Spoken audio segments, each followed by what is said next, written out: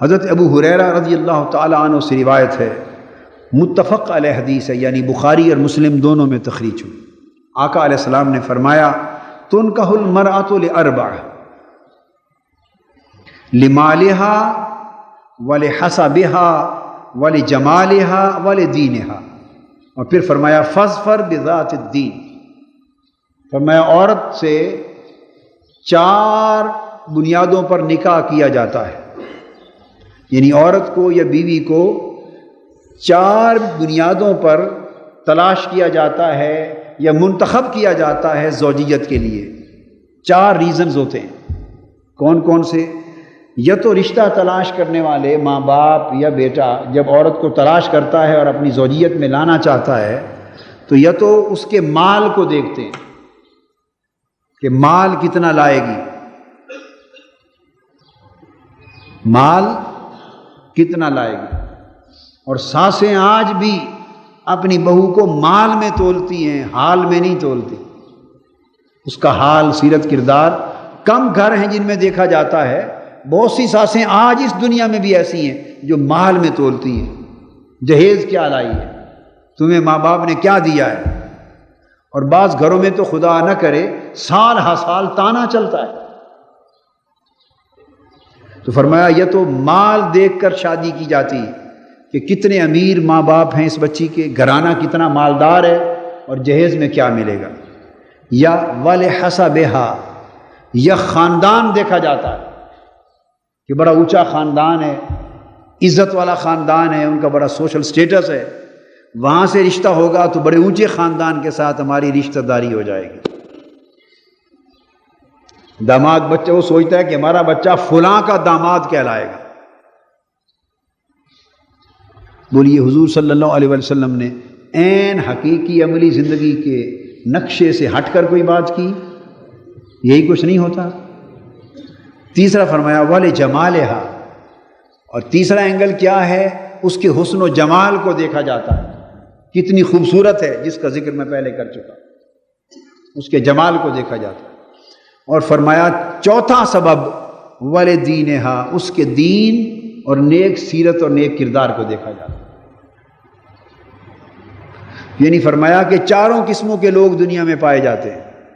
کچھ لوگ ہیں جو مال و دولت کو ہر شے پہ ترجیح دیتے ہیں، کچھ لوگ ہیں جو حسب اور خاندانی حسب کو اور خاندانی نسب کو ہر چیز پہ ترجیح دیتے ہیں، اور کچھ لوگ وہ ہیں جو حسن و جمال کو ترجیح دیتے ہیں، اور کچھ لوگ وہ ہیں جو اس کے دین کو، سیرت کو، کردار کو ترجیح دیتے ہیں۔ اب 4 چیزوں کو بیان کر کے آقا علیہ السلام نے یہ نہیں فرمایا کہ ان میں سے کوئی ایک چیز کلیت نظر انداز کر دی جائے، نہیں، 4 کا ذکر کر کے آگے پھر ترجیح اول بیان فرما دی۔ یہ نہیں فرمایا کہ مال مت دیکھو، ٹھیک ہے ذہن میں رکھ لو، نہیں فرمایا کہ حسب و نسب نہ دیکھو، خاندان ذہن میں رکھو، حسن و جمال مت دیکھو، نہیں، حسن و جمال بھی ذہن میں رکھو، ہر چیز ایک توازن کے ساتھ۔ مال و دولت اس لیے دیکھو تاکہ بچے اور بچی کا جوڑ ہو، بچے والے اور بچی والوں دونوں کی زندگی کے ایک جوڑ بنے، کہ دونوں کی اگر مالی اور معاشی اور سماجی بیک گراؤنڈ بہت زیادہ مختلف ہوگی تو ان کے اندر گھروں میں انڈرسٹینڈنگ پیدا کرنے میں دشواریاں واقع ہوتی۔ ان کے اندر حکمتیں، جس قدر حکمت ہے وہ ذہن میں رکھ لو، حسن و جمال بھی دیکھو، دین بھی دیکھو، مگر فرمایا فائنل ڈیسیژن اگر 4 چیزیں تھوڑی تھوڑی ہوں یا تھوڑی کم تھوڑی زیادہ ہوں تو فرمایا اولی ترجیح جو فیصلہ کن ہو فاظفر بذات الدین، وہ دین اور سیرت و کردار کو ترجیح دو۔ دین اور سیرت ہو، یعنی 4 چیزیں اگر برابر نہ ہوں، کوئی کم کوئی زیادہ، کوئی خوبی کمزور کوئی خوبی اچھی، کوئی تھوڑی کوئی زیادہ، اگر یہ فرق آ جائے تو فرمایا اس میں تمہیں ترجیح دینی پڑے کہ ان 4 میں ترجیح اول کس کو دوں، تو فرمایا اس کی دین کو، اس کی سیرت کو، اس کے کردار کو، دینداری کو ترجیح دو، کیونکہ اس سے اس ازدواجی زندگی کی ابتدا ہونے والی ہے۔ تو جب آپ چناؤ کرتے وقت نیک صالح بچی لائیں گے تو تو وہ پھر مرد کے حقوق بھی ادا کرنا جانے گی اور گھر کے اندر کی فضا کو بھی بہتر بنا دے گی۔ یہ ایک بنیادی تصور جس کا تعلق رشتے کی تلاش کے وقت سے ہے، اور میں زور دے رہا ہوں والدین پر اور نوجوان بچوں پر کہ جب رشتے کی تلاش، بعض اوقات ایسا ہوتا ہے بچے یہ سمجھتے ہیں، یہ والدین یہ سمجھتے ہیں کہ بس یہ شادی مہینہ 2-4 مہینے کی، 6 ماہ یا سال 2 سال کی بہار تو نہیں ہوتی، یہ ساری زندگی کے لیے ایک طویل سفر ہوتا ہے، اور تا دم مرگ بالعموم ساری زندگی کا ایک سفر ہوتا ہے۔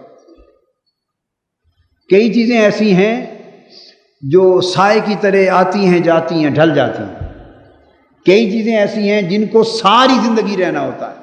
تو یاد رکھ لیں کہ جو نیک خصلت بچی ہے وہ ساری زندگی رہتی ہے، جس کی سیرت اور کردار اور جس کی دینداری اس کی بنیادی تربیت کے اندر موجود ہے، یہ وہ خصلت ہے جو ساری زندگی چلے گی، اور اس خصلت کا پرتو ماں کی گود کے ذریعے، ماں کی تربیت کے ذریعے ساری اولاد پر ہوگا۔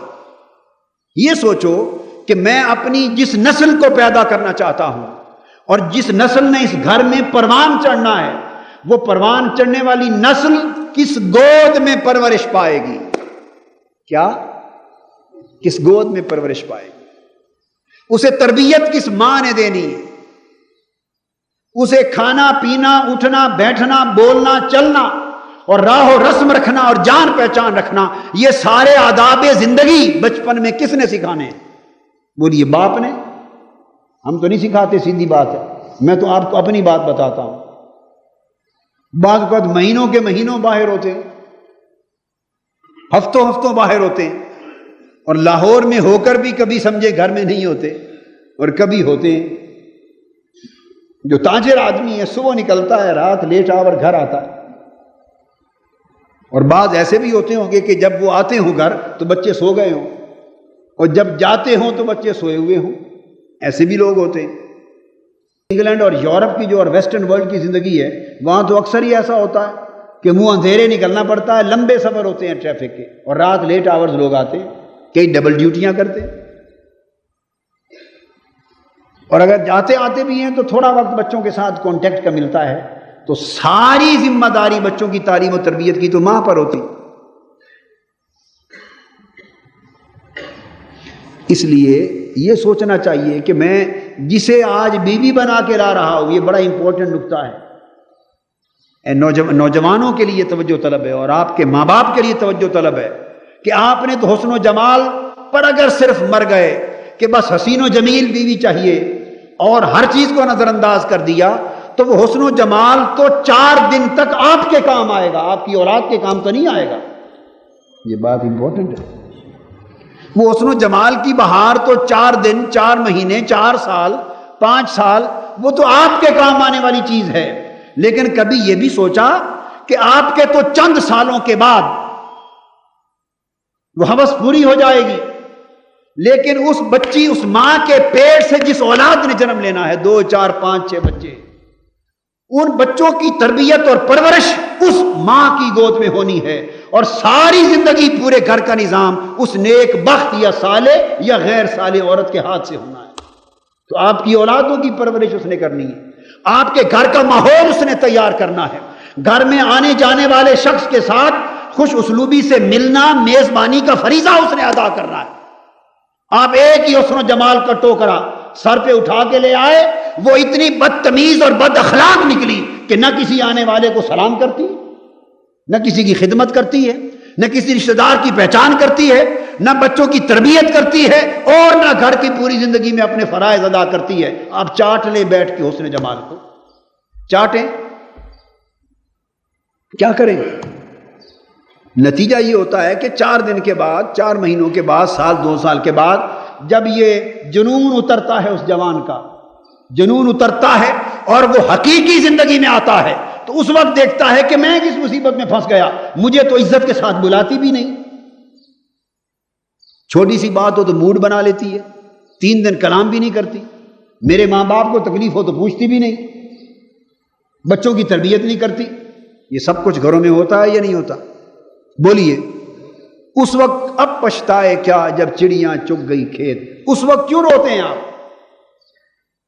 اس لیے کہ بنیادی اینٹ غلط رکھ دی گئی. فیصلے کا وقت وہ تھا جب انتخاب ہو رہا تھا.